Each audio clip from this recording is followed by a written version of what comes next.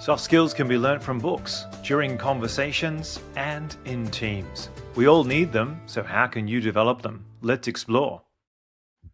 What's essential and not essential in your life? This week, I'm diverting from my regular soft skills exchange, and I wanted to share a little bit more about Greg McKeown's book called Essentialism. I've listened to it, I've got a copy, and I've been exploring it again this week. And today's article that I wrote this morning on LinkedIn, on the train, by the way, was all about how can we strip away what's non-essential.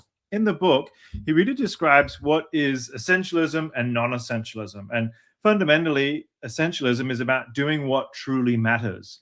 And I don't mean the small things. I mean things like getting 10,000 steps a day or making sure that you've ticked off all of your habit tracking and so forth. And a lot of us get caught up in that. And there are three things that I want to think about and ask you to think about now, as I've grabbed a couple of quotes from the book that I think are well worth us really exploring here together. The first is about reflection. And he says the non-essentialist is too busy to think about life, whereas the essentialist creates space to escape and explore life. So which side of the spectrum are you on when it comes to that kind of reflection? Different from journaling every day, but just taking time to kind of explore and see where you're at. What's essential in your life right now? And this comes to my title about stripping away what's non-essential. So what's not serving you in your life? And I've spent the last 6 months or so kind of thinking and reevaluating various things and stripping back a little bit of the non-essential items. So not just being so busy all the time. And my wife will tell you, I find it very difficult to relax. And I come from a generation where relaxation meant laziness to some extent. So I've always tried to be busy, busy, busy. But now I see in life that's not always helping me as well. So reflection. Do you have time and space in your calendar to reflect? And I share this because I say this for myself. I need to create more space. And I had a little bit of space on the train tonight, coming back from my university in Eisenstadt from Vienna. It's about an hour and a half trip. And I took the train instead of the car because my car needs a service on Friday. And I thought, well, why not get used to catching the train? Oil prices are going up. Maybe it would be unaffordable to catch or to use my car all the time. So therefore, I need to understand what's essential, what's not. Is it okay? And of course, it's okay to absolutely take the train. It's much more sustainable and so forth. And so therefore, I need to get used to that. I need to come to that realization that what's essential here. And what's fun about my train trip is that I got to do a little bit of work. I got to reflect. I got to take some of that time where I'm not busy trying to just get home and get through the traffic and drive as quick as I can. So that's interesting. Another aspect I want you to think about is play. And he says in here, the non-essentialist treats and thinks play is trivial, thinks play is an unproductive waste of time.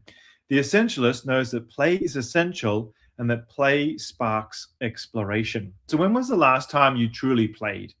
And I'm intrigued by this Lego serious play, for instance. And I'm meeting someone in April who's a practitioner and a facilitator in that to understand a little bit more about that methodology. Playing with your kids, playing with Lego, playing with a coloring book, adult coloring, why not?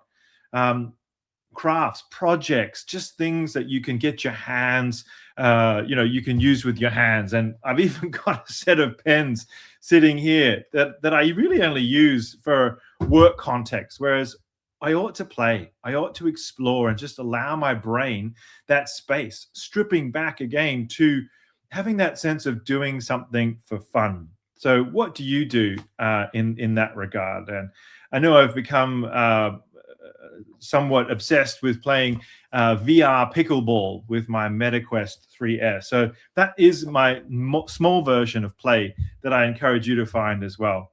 And lastly, I want you to think about presence. So in the book here, he describes presence for the non-essentialist. And this is perhaps not what we want to be doing. Our mind is spinning out about the past or the future. We're thinking about what is important and what was important yesterday or tomorrow. We're worrying about the future or stressing about the past. The essentialist, their mind is focused on the present. They tune into what's important right now and they enjoy the moment. When I read those words, I realized this morning I have an e-scooter, which is great. It was a gift from my wife. And I went from the station to my university on the e-scooter, and it was the best 5 minutes that I had because I could only be present with the road. I didn't know the way. I was on a new track. I was on the bike path, so I was safe, but it was suddenly fun. And halfway through, I thought, why am I rushing? Just enjoy the moment of being on the scooter and treat this as a little bit of fun. So I did. I had a bit of a play, you might say, with that. And that was helping me at the same moment to arrive in a more reflective state. So I'm not saying I am an expert by any means. Please don't get me wrong.